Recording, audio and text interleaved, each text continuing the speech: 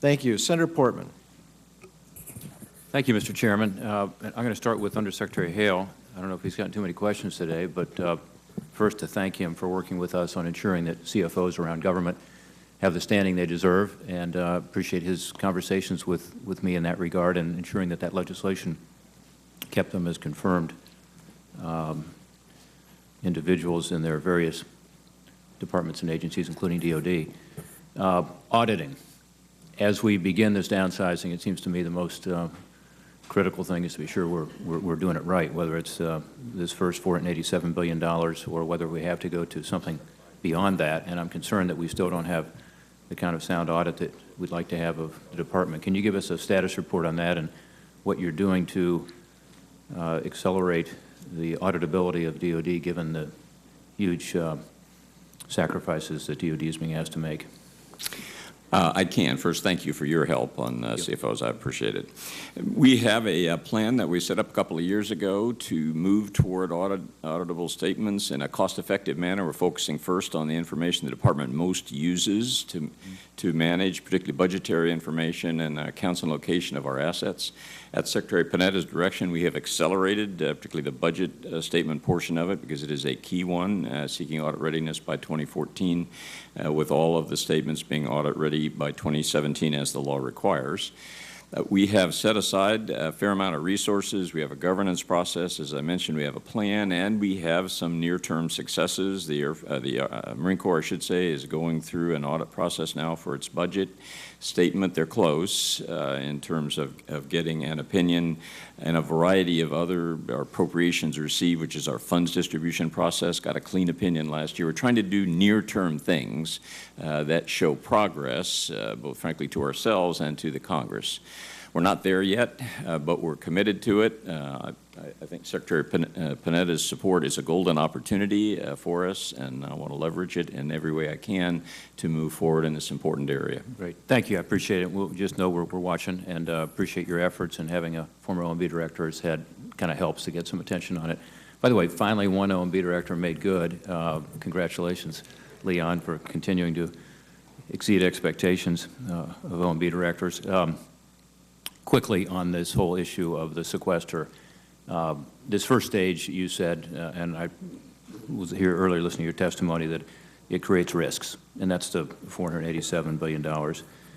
You also said those are acceptable risks, and explained why. This must mean that there are additional risks with step two, which was an additional $535 billion. How would you describe those risks that would be entailed should we move forward with sequester as currently planned? They would be devastating, because the cuts would be made, as you know, according to that formula across the board. So it would come out of force structure, it would come out of readiness, it would come out of I assume compensation would be on the table as well, and it would come out of every area of the defense budget. And the danger is that when you do it that way, you automatically hollow out the force, because what you're doing is you're weakening every area of the defense budget by some kind of blind formula. And it means that even though we'll have a smaller force structure as a result of those cuts, they will be ill-equipped, ill-trained, and ill-prepared to be able to go. Mr. Secretary, when do you need to start making the changes? In other words, January 1st next year is when the sequester goes into effect, but when would you have to start making changes at DOD? I'm waiting for OMB guidance on that, but I would assume sometime in the summer we'd have to do that. In the summer. So you're looking for at least something from Congress prior to the summer. We're now into the spring, and we would need to act very quickly. You talked about health care earlier. Let me give you a statistic that I have. I hope it's not right, because it's scary. $17.4 billion is what you spent on health care in 2000, and you said earlier they're spending $50 billion today. Is that correct? That's right. So you've seen a huge increase in your health care expenses, and it's the biggest increase in your budget, as I understand it. Do you think you're doing enough on health care in this first stage, and what more can be done?